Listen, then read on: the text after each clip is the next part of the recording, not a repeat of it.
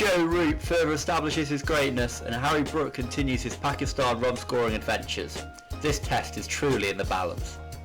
Welcome back to the Cricket Council podcast for Day 3 coverage of England's tour of Pakistan. Hello everyone.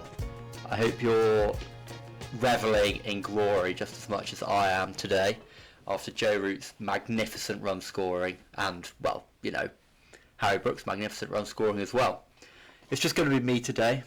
I'm afraid Luke's doing some house viewings down south and Ray's unavailable as well, so you're going to have to put up with my drivel for the entirety, so don't worry, I won't keep you for long.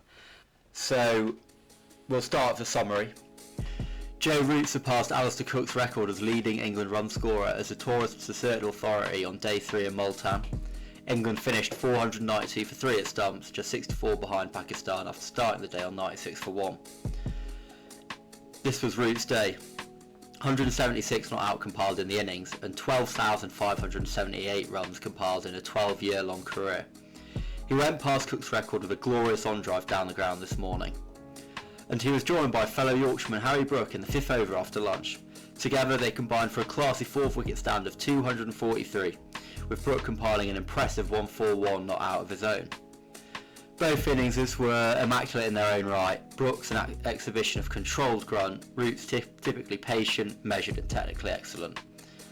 The former has an exemplary record in Pakistan where he has 400s in 9 innings and an average of 121. So yeah, England tomorrow have the opportunity to put some real pressure on Pakistan, who have scarred from defeat to Bangladesh earlier in the year, which they lost in similar circumstances. And the scores on the doors, well, Joe Root and Harry Brook were imperious to compile 176 and 141 not out respectively, as they both reached the close to leave England 492 for 3. Earlier, Ben Duckett managed a quick 84 off 75 after Zach Crawley was dismissed early for 78. The Pakistani bowlers struggled in the heat. Throughout the innings, the leading figures were Omar Jamal's 1 for 78, while Shaheen Shah Afridi and Naseem Shah had 1 apiece. Leg spinner Abrar Ahmed really struggled and took 0 for 174. I think we just got to crack on with the absolute greatness we saw today. It was an absolute joy to witness Joe Root assert himself as the greatest batter of all time. It's 12,578 runs now. He's scored more runs than anyone else, so it really has been a superb day for the Roots.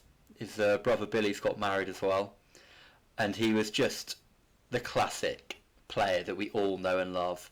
The reason we watch cricket, well, part of it is to watch Joe Root bat, and he's why I play cricket. He's one of the main reasons I play cricket. He's one of the main reasons I love it. He's probably a reason that I'm sat here today with the microphone talking to the 10 or so of you who bothered to tune into this. And it's that sort of patience that he has that's earned him the records. It's that sort of class that he has, just ironed out technique, 0 creases in there, just pure class wherever he goes, apart from Australia I suppose, but I really fancy him to change that actually when the next series comes around. There were runs all over the park from today, through the covers, working the ball leg side, nicking 1s and 2s, the odd little dab through to third man. He was scoring in all areas, you know, again, if you watch cricket regularly, as you'd expect from him. And he bought off his 100 off 167 balls, so, you know, really showing his patience there, I suppose.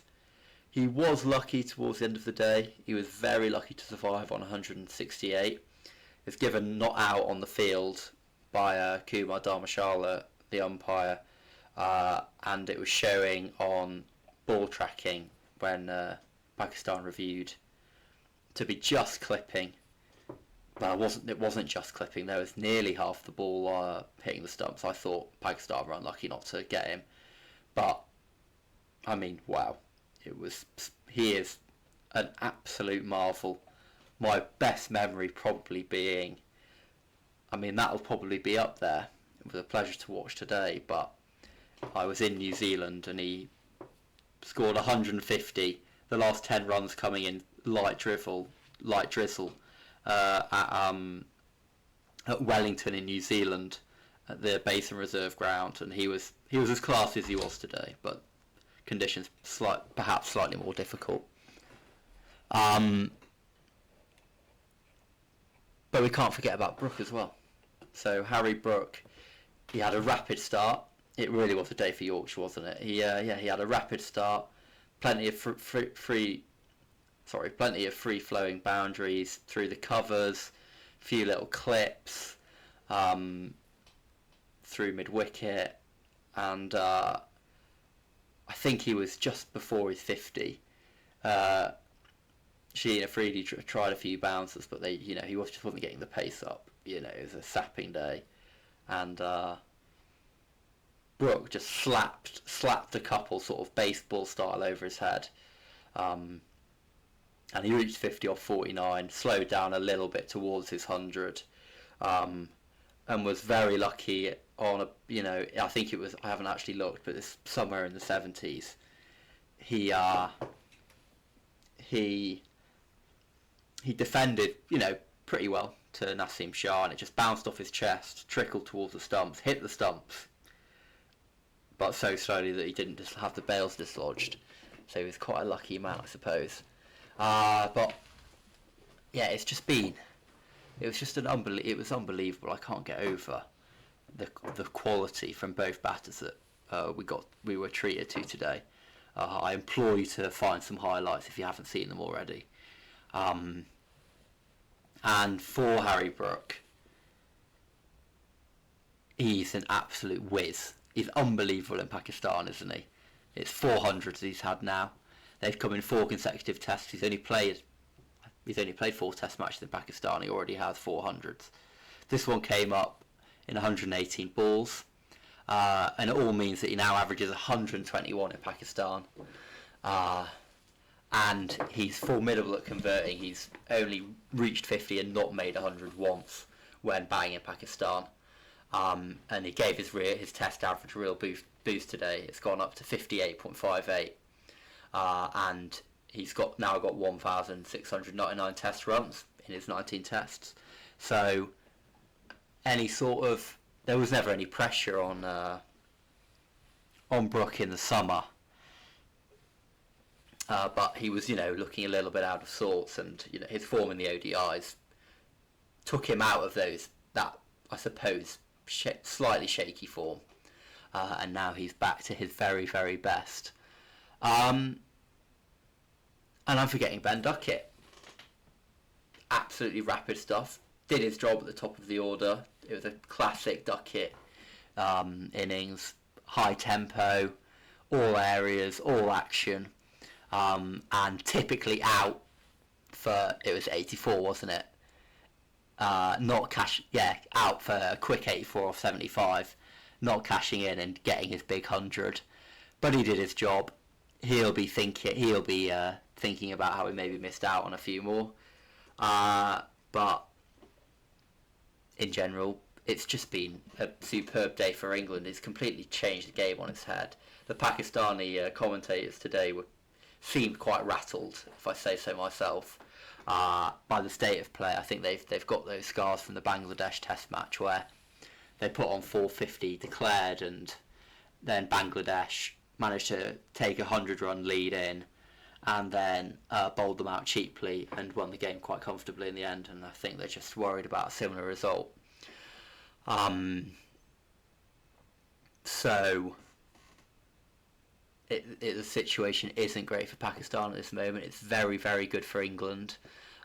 They've got plenty of wickets. Jamie Smith can probably go in on that deck and have a controlled smack about for a few overs, perhaps after lunch, depending on what Root and Brooke do tomorrow. But the way they were batting today, it just looked like they were basically never going to get out. And I suppose they didn't, did they? There was one moment, apart from the harsh not out given by Dharmashala, where Jamal got a little bit of a hint to reverse swing going, and he was bowling a nice bit of variation, the odd bouncer thrown in there as well. And I actually thought Abra looked threatening during periods during the afternoon. He was getting some consistent turn, but by the end of the day it was dire. He was just seemed knackered, slightly fed up as well, which is fair enough. And you could say it's a shame we didn't see this from the spinners, but in reality from the England spinners. But in reality, they've done a lot better than the Pakistani bowlers have done in the end. The only time of threat was 76th over of the day.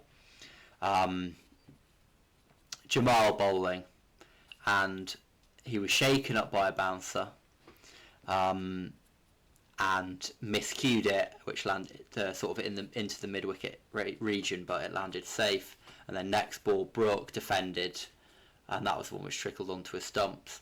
But apart from that, they were pretty much completely unflappable. It was quite remarkable stuff, really. And what does this mean for tomorrow? Well, it means England have got an interesting bit of tactics to think about. For now, if it was me, I would just, if I was Big Brendan, I would just say, boys, go out this morning and just keep doing exactly what you're doing. Let's get this lead wiped. Let's get their lead wiped. Get to parity, and then perhaps starts turning the screw, because the run rate wasn't slow today. It was 4.55. It was the fastest rate of scoring throughout the Test match so far. But I think if England are going to force a result, and we all know that they're going to try and force a result, they're going to need to compile some quick runs, get Pakistan batting by mid-afternoon, evening session tomorrow, and really start turning the screw. Cars going to have to eke some reverse swing. Wokes, this is your time to really make a mark overseas, win a Test match overseas. We know what Leachy's going to do. And it's whether England can build the pressure for Leachy to become effective, and Bash could do with better figures, a better performance. But he was our better offering of genuine turn throughout the Pakistan innings. So if a tiny bit of deterioration can occur, a little bit of rough, like if we get up tomorrow and England get bowled at relatively, well, not cheaply, but from this position it may feel cheap, they only put on another 100, let's say, there'd be a small part of me which rather that happen, because it would show a deterioration of the pitch which might just give England a sniff. So yeah, it's going to be really intriguing. It's going to be really exciting. It's going to be Luke tomorrow. I need a day off from podcasting and a day on other stuff. Some of which will be to do with the podcast, I'm sure. So be sure to look out for the pod tomorrow afternoon at a similar time. It's been a pleasure as always. Thanks for putting up with my drivel. If anyone's made it to the end, well done, because I must be a bore at times. So be sure to like any posts you see from us. Be sure to like this podcast on YouTube if you're watching on YouTube. Be sure to leave good reviews on Spotify. Good, positive, and we love comments. So any comments you fancy dropping in the YouTube comment section, go for it. We've got an Instagram and TikTok up and running. So might be worth looking at that as well if you fancy it. And of course we're on Twitter as well at Council Cricket. Thank you so much for listening, and you'll be joined by Luke tomorrow. Bye bye.